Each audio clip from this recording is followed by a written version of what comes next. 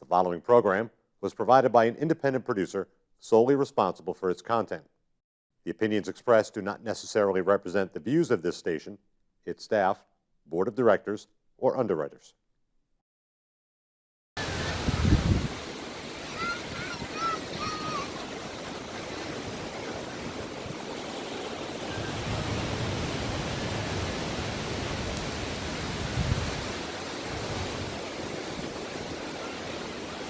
Hola y bienvenidos a esta edición súper especial de nuestro programa Comunicador con su amigo, su servidor Rafael Calderón. Esta semana nuevamente tenemos el orgullo, el privilegio de tener a don Alejandro Urrutia con nosotros en el programa. La semana antepasada, en tiempo de diciembre, don Alejandro y yo empezamos una conversación acerca de la situación del COVID-19 en la comunidad hispana, cómo ha estado afectando a toda la comunidad hispana, información que no ha salido al aire por una razón u otra. Y como yo dije antes, don Alejandro y yo vamos a tratar juntos de serle útil a nuestra comunidad hispana en esta área. Así es que por favor vamos a bienvenir a nuestro gran amigo e invitado, don Alejandro Urrutia. Don Alejandro, ¿cómo está usted? Muy bien, don Rafael, muchas gracias otra vez por tenerme en su programa, siempre es un placer platicar con usted y con su audiencia, ¿verdad? Es un placer, gracias por invitarme. El placer es mío. Yo le digo a todo el mundo que don Alejandro es una Biblia, una biblioteca de conocimiento. Así que para mí siempre es un honor hablar con usted. Y que antes de continuar la conversación del COVID-19 y cómo ha afectado a la comunidad hispana, yo le quería preguntar un poco a usted. Nosotros estamos hablando de la planta de la flor de Navidad, ¿verdad? Ajá. El último programa que usted hizo a mí me fascinó. Y como yo le dije, yo creo que la comunidad hispana en general de todo el estado de New Hampshire se beneficiaría mucho de ver su programa. Así que me puede decir un poquito acerca de ese programa de la Flor de Navidad y del proyecto que usted me dijo que va a estar trabajando en Puerto Rico, en Centroamérica y países así. Bueno, la conversación es bilingües, Bilingual Conversations, es un programa bilingüe en el cual hablo en inglés y en español de algún tópico, ¿no? La idea es mostrar la cultura hispana a los que no son hispanos y conectar a los jóvenes hispanos que han nacido aquí, conectarlos con sus culturas, ¿no? Entonces hay muchas cosas que los pueblos de Hispanoamérica han aportado al mundo, ¿no? Por ejemplo, hicimos un programa sobre la literatura de Argentina, porque Argentina ha dado grandes escritores que han sido muy influyentes, ¿no? Pero también hemos hecho aportaciones en otros sentidos, por ejemplo, culinarias, ¿no? El maíz se inventó en México. Yo tengo un programa sobre la creación del maíz. El maíz es el único cereal que no existe naturalmente. Fue creado, manipulado por el hombre. Esto se nació en Puebla.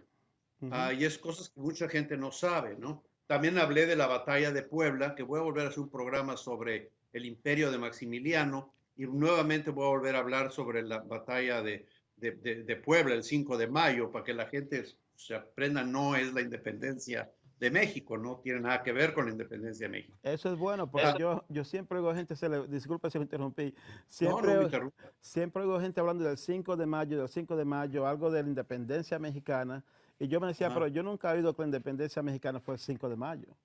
Exacto, claro, fue una batalla con la invasión francesa. De hecho, pues de alguna forma fue un movimiento de liberación, pero es una batalla en un gran movimiento de liberación que fracasó. Por eso vino después el segundo imperio mexicano con Maximiliano de Habsburgo. Entonces voy a hacer un programa sobre el imperio de Maximiliano. Hablando de la flor de Nochebuena, pues es lo que llamamos aquí poinsettias. Y la razón de que llamamos poinsettias es porque Poinsett era el primer embajador de Estados Unidos en México. Primero fue un enviado especial a negociar como negociador representando al presidente de Estados Unidos, al gobierno de Estados Unidos, con el nuevo país que era México, recién independiente. Pero Estados Unidos mandó a Poinsett a negociar, querían comprar los territorios del norte de México el emperador Iturbide lo rechazó, no hubo tal compra, cayó el imperio de Iturbide y vino la república con Guadalupe Victoria, y entonces sí, Estados Unidos envió a Poinsett como embajador, Okay. pero ya para ese tiempo había traído a los Estados Unidos, había traído la flor de Navidad y se quedó con el nombre de Poinsettia.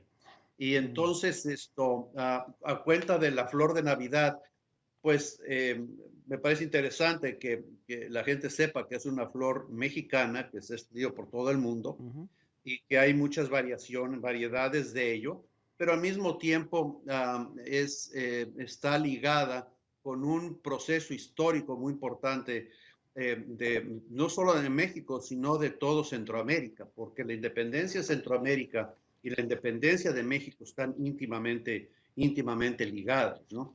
Sí. Entonces, pues, y ahora el segundo programa, siguiendo de eso, estoy haciendo un programa sobre el imperio, la independencia de México, el imperio de Iturbide, la independencia de los países centroamericanos, y la segunda parte va a ser sobre la República Centroamericana de Morazán. Y lo mismo, voy a hablar en inglés y voy a hablar en español, o sea que, pues sí, hacemos lo que podemos para conectar con la comunidad.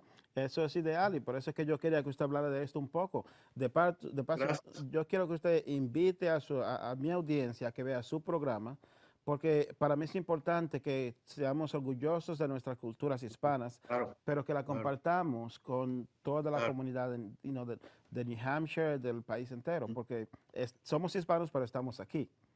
claro. Es importante que hay dos cosas que es importante para nosotros los hispanos y para cualquier persona bueno, para todo el mundo, porque aquí al final todos somos inmigrantes de un sitio o de otro, ¿no? Es que lo que no podemos correr el riesgo es de perder en nuestra cultura y no adquirir otra. O sea, el adquirir y el integrarnos en la cultura y en la forma de vivir de los Estados Unidos no significa que tengamos que deshacernos de nuestras raíces. No, tenemos que ser orgullosos de nuestras raíces, conocerlas, porque en nuestra cultura ha aportado muchísimas cosas a la historia de los Estados Unidos y al mundo. En muchos sentidos, la música, la comida, la ciencia. Hizo un programa sobre las observaciones de los mayas y de los aztecas del espacio, del cielo, y luego entrevisté a uno de los 5 pilotos que son al mismo miembro médicos y pilotos, y es colaborador de la NASA, es un médico mexicano, tuve de entrevistarlo. Tenemos premios Nobel de literatura, premios Nobel de medicina, premios Nobel de física, y todo eso lo tenemos que conocer, y de literatura tenemos un montón. Todas esas cosas es importante traerlas, ¿no? De cómo, de su punto de vista, de cómo el COVID-19 está afectando la comunidad hispana, a las personas indocumentadas, todo lo que no terminamos de hablar la otra vez. Pues sí, bueno, vamos a recapitular un poco, ¿no? La comunidad hispana, voy a decir la comunidad latina ahora, porque quiero envolver también a las personas que son de lengua portuguesa, ¿no? Muy bien. Que son parte de la comunidad latina. El programa que yo hago es hispano, porque no lo puedo hacer en 3 idiomas, no puedo hacer en portugués, español e inglés al mismo tiempo, demasiado. Pero los latinos en general podemos dividirnos en 2 grupos, ¿no? El grupo de que somos inmigrantes documentados, podemos ser, algunos somos ciudadanos, otros son residentes. Sin embargo, este grupo tiene su seguro social, pagan sus impuestos, reciben su dinero y tienen una serie de derechos.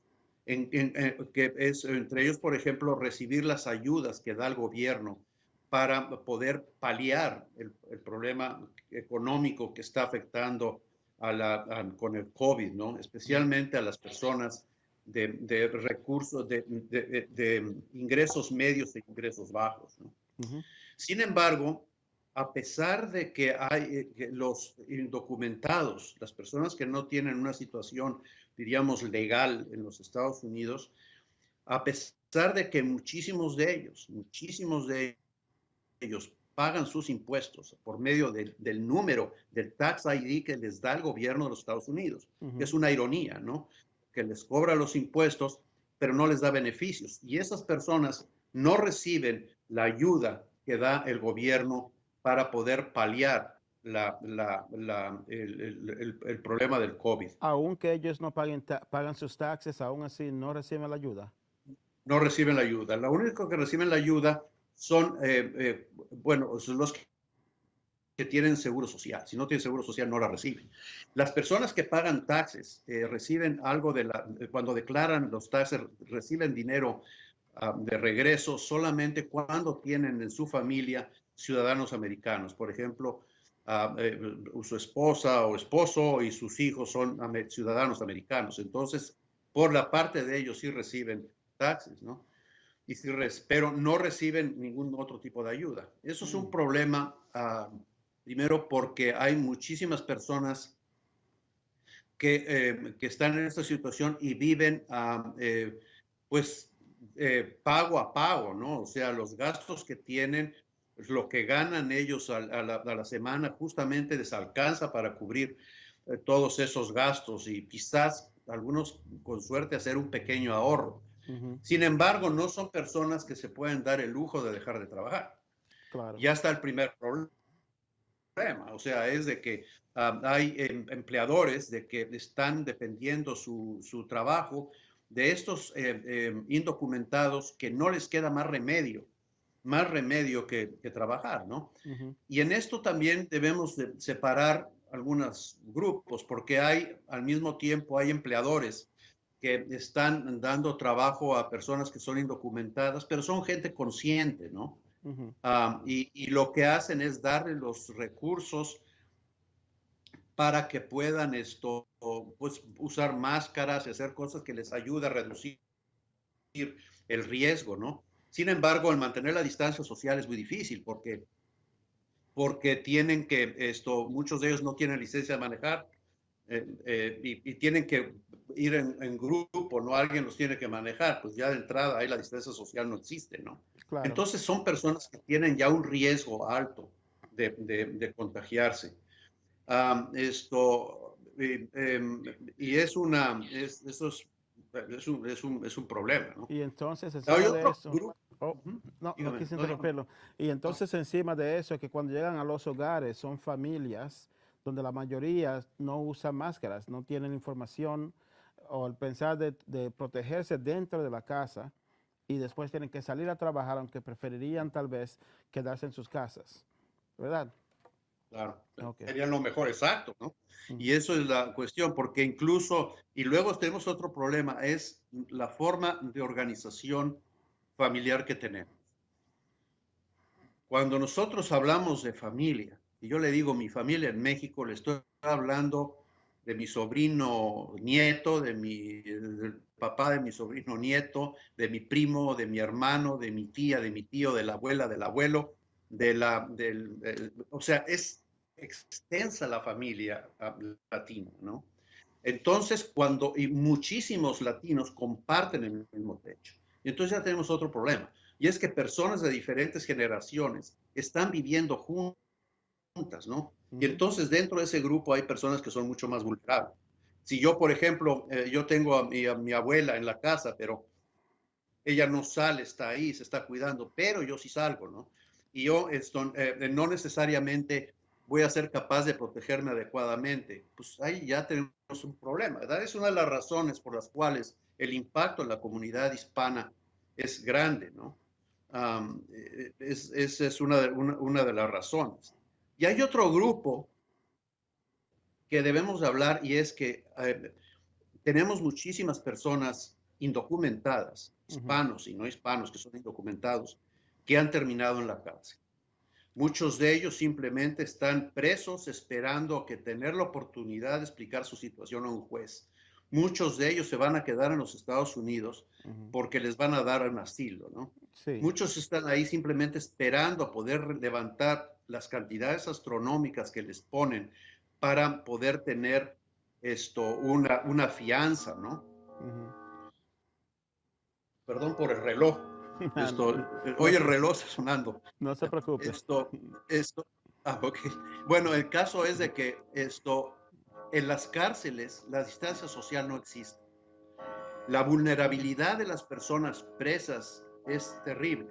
Y una de las cosas que estamos, un grupo de nosotros, otros médicos, estamos trabajando en intentar, primero, localizar quiénes son las personas más vulnerables, de las que están presos, que no han cometido ningún crimen, en realidad. Pues, están presos y no son una amenaza para la sociedad ni nada. ¿Por qué esas personas deberían de ser liberadas y volver a sus casas y esperar su tiempo en la corte en la seguridad de la casa y no en una cárcel, ¿no? Ajá. Es un peligro enorme el que tienen las personas que están presas, ¿no?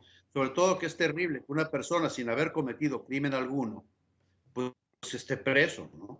Y entonces estamos trabajando un grupo para primero identificar quiénes son las personas más vulnerables, de las cuales si se infectarían de COVID sería fatal para ellos, ¿Y ¿no? cómo se llama este grupo que está trabajando en eso? Bueno, en eso hay varias organizaciones trabajando, entre ellos muy activo es ACLU, es la Asociación Americana de los Derechos Civiles. Está poniendo mucha atención en ello y estamos intentando crear conciencia en nuestras autoridades y para ver si los podemos ayudar. Yo confío en que con el cambio de administración esas cosas mejoren, ¿no? Yo estoy al tanto. Estoy de acuerdo con eso. El cambio yo creo que va a ser positivo. Entonces tenemos esa situación con la comunidad hispana. Entonces, yo he oído muchas opiniones de personas en cuanto a la vacuna que se está administrando en estos momentos. ¿Cuál es su opinión o su conocimiento en cuanto a esa vacuna que está siendo ofrecida a la gente? Bueno, la vacuna es una vacuna, la que ha salido ahora, la de Pfizer y la de Moderna, son unas vacunas diferentes a lo que siempre se ha hecho. Normalmente lo que se hace en una vacuna es inyectar un virus, un patógeno atenuado, y entonces lo que hace es que el cuerpo identifica el patógeno atenuado y desarrolla anticuerpos de tal forma que la siguiente vez que ese patógeno penetra el organismo, lo reconocen y evitan que produzca enfermedad, lo destruyen, ¿no? Uh-huh. Este es un poco diferente. Lo que hace es mandar un mensaje, es una proteína que entra, que simula las características del mensaje del virus, ¿no? Porque esto baja por medio de mensajeros genéticos, ¿no? Y entonces entra en el organismo y lo que hace es penetrar en las células inmunológicas del cuerpo, los leucocitos, en los linfocitos, en todas las células que son inmunológicas, y lo que hace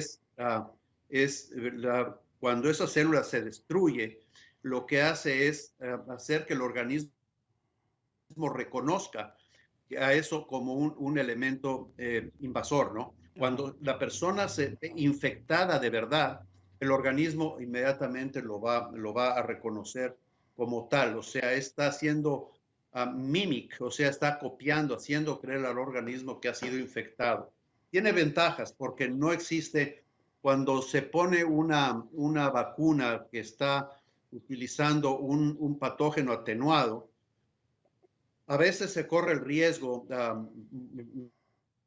minúsculo, pero se corre el riesgo de que pueda tener una respuesta realmente infecciosa a ello, dirían, por decirlo de alguna forma, ¿no? Uh-huh. O sea que en este sentido es más benigno, no quiere decir que no produce ninguna reacción. Especialmente se está viendo que las segundas inyecciones, las segundas vacunas, pues ya cuando entra otra vez este elemento, ya el organismo ya sabe que no es bueno, ¿no? Entonces despierta una gran reacción inmunológica y mucha gente le produce fiebre y le produce malestar. Sin embargo, es una cosa pasajera, ¿no? Uh-huh. Los riesgos de la vacuna, pues, si ponemos en una báscula los riesgos de la vacuna y los riesgos de tener el COVID, los riesgos de la vacuna son muchísimo menores. Muy bien. Pregunta para No hay usted. nada sin riesgo. O sea, No, no, sin riesgo no hay nada. ¿Ok? disculpe. Todo tiene su riesgo. No, claro, no. Yo le iba a preguntar una pregunta, no quise, no quise cortarlo, pero cuando después de la respuesta vuelva a su punto, la pregunta Ok. para ustedes, ¿usted está disponible a ponerse la vacuna cuando se haga disponible? Oh, claro, sí. Mi esposa ya se la puso. Mi esposa ella es enfermera, está inyectando gente en Nashville, está poniendo vacunas en Manchester, perdón.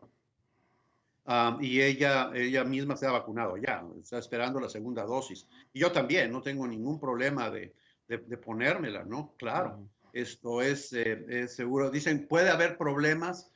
Bueno, todo puede tener problemas, ¿no? O sea, no hay nada. El ir al hospital, al hacer una cirugía, el operarse una muela, una cirugía plástica, cosas que son a veces muy inocentes, pueden salir muy mal, ¿no? Sin embargo, si vemos realmente el riesgo es muy bajo.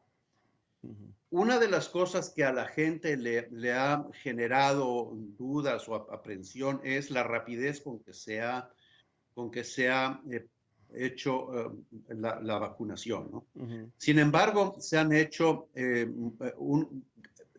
hay dos fases en la producción de un medicamento nuevo. Uno ujú, es el trabajo de laboratorio, el trabajo experimental con modelos que pueden ser animales, cómo responden. Y luego ujú, están los ensayos clínicos, en los cuales se hacen estudios de doble ciego. O ujú, sea, los estudios de doble ciego se encuentran grupo de personas que reciben que no reciben realmente el medicamento, reciben otra cosa, ¿no? Y ujú. otros que reciben realmente el medicamento, ¿no? Los que no reciben medicamentos se llaman que reciben un placebo. El Entonces placebo, reciben ok. placebo y otros realmente. Y entonces se compara qué es lo que ocurre en ambos, ¿no? Y cómo responden, ¿no? Hay dos cosas que en los estudios de investigación clínica están demostrados con la vacuna del COVID, es de que primero son seguros, ¿verdad? El organismo no responde en la mayoría de las personas en una forma incorrecta a él. O sea, primero. Segundo, desarrollan anticuerpos contra el COVID. Ujú. Hay cosas que no sabemos. ¿Por qué? Porque es muy poco tiempo. Incluso el COVID-19 es un virus muy nuevo, ¿no? Hay Sí, muchas cosas que no saben de él. Y la vacuna, pues también es muy nueva. No sabemos, por ejemplo, para cuánto tiempo vamos a estar inmunes, ¿no? Habrá que estudiarlo. Igual incluso habrá que periódicamente tendremos, porque el COVID está aquí para quedarse, eso seguro. eso seguro. Sin embargo, Y van a haber consecuencias, porque hay personas que son afectadas, tienen el COVID, y aunque después se curan, se le pasa, ya, demuestran reacciones permanentes que se quedan con la persona. a muchos les cuesta rehabilitarse muchísimo tiempo. Mi hijo Ujú. tuvo el COVID, mi hijo Cristian, en Nueva York, y está muy bien. O sea, él está Me alegra que su hijo está trabajando, bien. está haciendo ejercicio, corre, Ujú, y está muy bien. Sin embargo, un primo mío, periodista en México, ujú. fue muy grave al hospital, pero lo tenían en la casa, las cosas no iban bien, lo mandaron al hospital, estuvo muy grave, salió adelante. El día anterior a volver para la casa se murió de repente. Wow, lo siento por Pues, eso. muchas gracias, pero eso es por eso, lo que tenemos que, incluso aunque tengamos la vacuna y nos hayamos vacunado, por lo pronto tenemos que mantener la distancia social. Y hay mucha Claro. gente pues andar con máscara no es que sea cómodo, ¿no? Pues no es. Sin embargo, si todos tenemos, la idea fundamental de la máscara es que yo no infecte a otra persona. Sí, O sea, cuando nosotros estamos usando una máscara, nosotros estamos pensando en los demás. Hay una equivocación y es algo que se manipula políticamente, ¿no? Que no debería de ser, pero la idea de que es mi libertad y mi derecho si quiero usar máscara o no. Bueno, no exactamente. Sí, usted tiene el derecho. Si usted se quiere infectar, como dicen que hasta que por su gusto muere, hasta la muerte le sabe, pues allá, ¿verdad? Pero la cuestión no es esa. La cuestión es que no es que usted se va a infectar y le importa infectarse o no, pues eso es su problema. El problema es que usted me puede infectar a mí y puede y puede infectar a su familia y puede infectar a los mayores. Eso es lo que la gente tiene que entender, ¿no? Si todos usamos máscara, Ajá. realmente nos podríamos controlar muchísimo antes. Eh, Entonces, claro, tienen miedo las autoridades de hacerla obligatorio, ¿no? Pónganse máscara, ¿no? ya. Pero la realidad es que la gente tiene que ser consciente de eso, ¿no?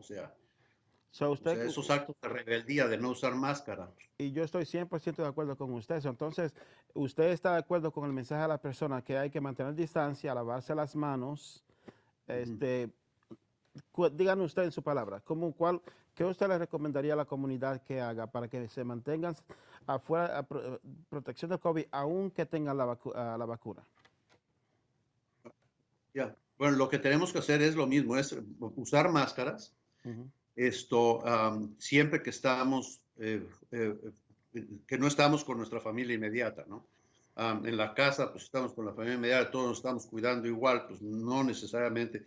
Por ejemplo, cuando mis hijos vienen de fuera, porque vivieron en Massachusetts, mi hija en Massachusetts, mi hijo Cristian en Nueva York, mi otro hijo vive en California, no lo he visto desde que empezó la pandemia, pero cuando ellos vienen a la casa estamos en máscara, con máscara todos. Eso es bueno. Y cuando comemos, estamos comiendo separados, o sea, con bastante distancia, ¿no? O sea, es lo que hay que hacer, pues ni modo, ¿no? Pero hay otra cosa importante, porque hay mucha gente que dice, pues yo, todos usamos máscara, siempre estoy con la máscara, pero me infecté. Bueno, por un lado, las máscaras, hay máscaras que son más efectivas para protegernos a uno mismo, ¿no? Pero se sabe que el uso de una máscara sencilla y la distancia social es una gran ayuda. Sin embargo, lavarnos las manos es importante. Por ejemplo, si usted va al súper, ¿no? Ujú. Y dice, se compra toda su comida, todo se pone en su carrito y cuando va a salir se encuentra con con la bolsita de Twinkies, ¿no? Y dice, ¿sabe qué? Yo creo que me tengo hambre, tomo mi Twinkie. Y Ujú. se va uno al coche, pone todos sus recados, agarra su Twinkie y se lo come. Ya está el problema. Eh, Porque todo lo que ha estado tocando uno no sabe eh, desde el carro y eso que pudiera haber patógeno y que pudiera haber virus del COVID. Y eh, ya agarró, pues sí, usan mucho anteojo, digo, muchos anteojos y máscaras y todo, pero no se lavó las manos. Ahí estamos 100% de acuerdo. Como siempre, se nos va el tiempo, don Alejandro. Son 30 segundos. Siempre lo invito a que vuelva y continuemos la conversación, pero en 30 segundos para cerrar, ¿tiene algún mensaje directo que le quiere enviar a nuestra comunidad hispana? Le quiero enviar el mensaje, es de que estén atentos a lo que dice el Departamento de Salud. Que confíen en los informes científicos y que lo sigan, ¿no? Y que tengan paciencia, no podemos hacer jolgorios ni cosas de esas hasta que esto pase. Si nosotros todos cooperamos, esta pandemia la vamos a vencer y vamos a contar todas las anécdotas de lo que nos ha pasado y en un año vamos a estar todos felices y contentos. Chévere. Y con eso le agradezco 1 millón su tiempo. Siempre un placer hablar con usted. Ok. El placer es mío. Muchas gracias por invitarme, don Rafael, a su programa y darme la oportunidad de saludar a toda su audiencia. Buenas noches. Buenas noches a usted también. Y ahora a la audiencia, 1 millón de gracias por haber estado con nosotros. Como ven, don Alejandro es una biblioteca, es una librería. El hombre tiene conocimiento y hay que escucharlo porque él sabe de lo que está hablando y es bueno para todo el mundo. Y con eso Bueno. me despido. Su amigo, su servidor, Rafael Calderón.